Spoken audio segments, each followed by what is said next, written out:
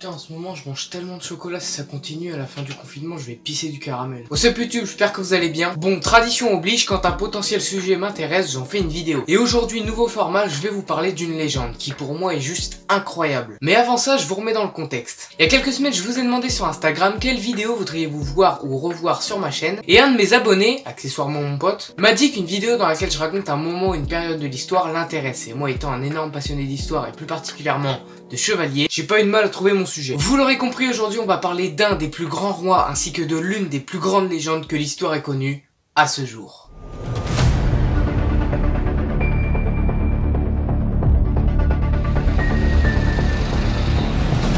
Petite précision, il existe plusieurs versions, plusieurs légendes du roi Arthur et encore aujourd'hui personne ne peut être sûr ou affirmer quelque chose en rapport avec cette légende. Donc moi j'ai sélectionné une légende que j'affectionne et que je trouve la plus crédible. Après, chacun son avis. Alors c'est vrai qu'on pourrait directement parler du Graal ou de la création de Camelot, mais je pense que toute histoire a ses origines que les idées ignorent.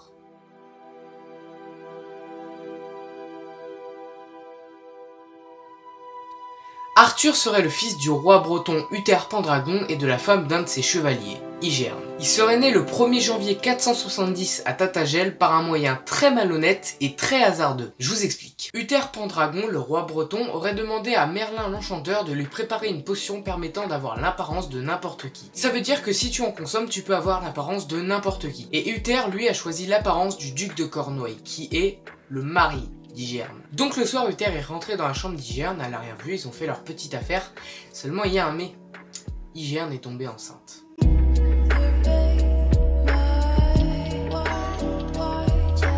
Arthur est donc né, mais il est né illégitime parce qu'au Moyen-Âge, le roi avait le droit d'avoir des enfants qu'avec sa femme. Or, Igerne n'est pas sa femme, elle est sa maîtresse. Et vous l'aurez compris, si le roi a un enfant avec sa maîtresse, c'est un fils illégitime et il est considéré comme bâtard. Et ce qu'il faut savoir, c'est que Uther est un roi très exigeant et très impulsif, et s'il apprenait par malheur qu'il avait un fils, il le tuerait. Arthur a donc été caché par Merlin qui l'a confié à un petit noble et des années plus tard, lors de la majorité d'Arthur, il a été reconnu comme le fils légitime d'Uther Pendragon en retirant l'épée Excalibur qui avait été plantée par Uther des années auparavant. Et au même moment, une dame entre dans la vie d'Arthur. Elle se nomme la Dame du Lac et c'est une déesse. C'est une déesse qui a été envoyée par les dieux pour veiller sur Arthur tout au long de la quête du Graal. Mais on y reviendra plus tard, vous inquiétez pas. En tout cas, de ce fait, Arthur devient le nouveau roi de Bretagne.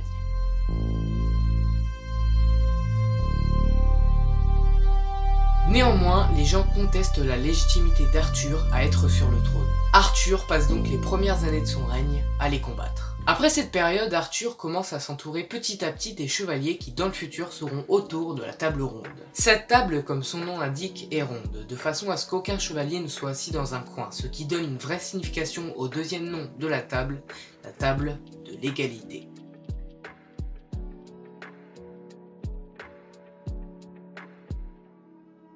Cette table a également été créée par Arthur pour la quête du Graal, une quête qui consiste à retrouver le Graal qui est l'objet qui a recueilli le sang du Christ lors de sa mort. Arthur ira d'ailleurs jusqu'à combattre en Gaule, là où il épousera Guenièvre, fille de Léodagan, roi de Carmélide. Et Arthur est un tel bon roi que son royaume évolue et grandit énormément et très rapidement, jusqu'à attirer l'un des plus grands chevaliers que la table ronde ait connu.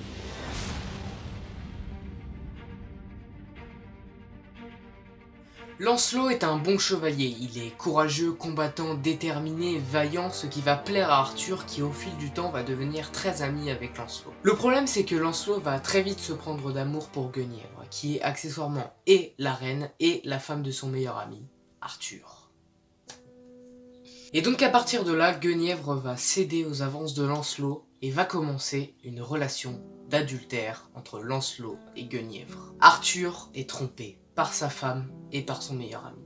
Mais Arthur, ayant déjà de nombreuses maîtresses, va les pardonner. Mais le drame n'est jamais très loin à la cour d'Arthur, parce que quelques temps plus tard, la relation Lancelot et Guenièvre recommence. Et Arthur, trahi encore une fois, est recueilli par sa demi-sœur. Alors qui de la fée Morgane ou Morgause, on ne saura jamais, mais ce qu'on sait c'est que Arthur est bien coupable d'un inceste. Et à partir de là, Arthur et sa demi-sœur vont avoir un enfant incestueux du nom de Mordred, qui est pour Arthur ce qui va le mener à sa perte.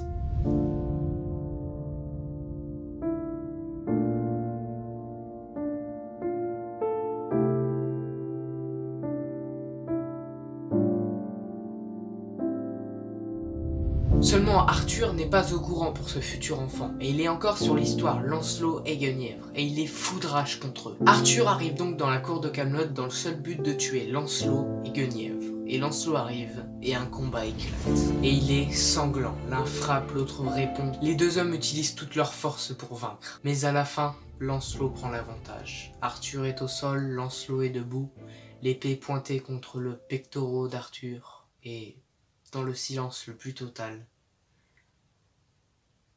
Lancelot épargne Arthur. Une énième réconciliation entre les deux hommes. Guenièvre n'est plus condamné au bûcher, Arthur n'est pas laissé pour mort, et tout le monde est content. Arthur, d'ailleurs fatigué de toutes ces années sur le trône, donne le pouvoir à son fils, incestueux, mais son fils tout de même, Mordred. Seulement Mordred prend un peu trop goût au pouvoir, et son père n'hésite pas à lui faire remarquer, ce qui ne plaît pas à Mordred. Et à partir de là, une bataille commence, la bataille de Canlam. Père et fils s'entretuent et la plupart des chevaliers de la table ronde trépassent également. Le combat est 10 fois plus intense que celui contre Lancelot. Rien n'est plus fort que l'amour de la famille, mais quand cela se transforme en haine, rien n'est plus dangereux. Et dans notre cas, la haine de Mordred envers son père l'a dépassé. Et en un ultime élan, il tue Arthur. Dans un dernier souffle, Arthur demande à ses semblables de jeter l'épée Excalibur dans le lac enchanté. Une main, celle de la Dame du Lac, jettera l'épée en plein milieu. Arthur, mort, est emmené par son fils sur l'île d'Avalon. Parallèlement, le Graal a été trouvé par Perceval, Bort et Galad. Et aujourd'hui, nous sommes près de 600 ans plus tard, et cette histoire a inspiré toutes les plus grandes œuvres cinématographiques. Je pense que ce qui fait l'intérêt et la passion des gens envers cette histoire, c'est que c'est simplement mythique. Quand on parle de chevalier, on pense tout de suite aux chevaliers de la table ronde, le Graal, Arthur, Lancelot, Guenièvre, le triangle amoureux. Je pense que c'est quelque chose qui est acquis pour tout le monde et qui donne de la matière, justement. Et pour moi, c'est ce qui fait tout le charme de cette histoire. En tout cas, voilà, j'espère que cette vidéo vous aura plu. Si c'est le cas, n'hésitez pas à me le dire dans les commentaires, parce que les commentaires, c'est plus important et plus clair que des likes ou des abonnements. J'espère que ce nouveau format vous aura également plu. Et puis, eh bien moi, sur ce, je vous dis à bientôt. Je vous aime pas, et si on se retrouve très bientôt sur le YouTube Game. Ciao!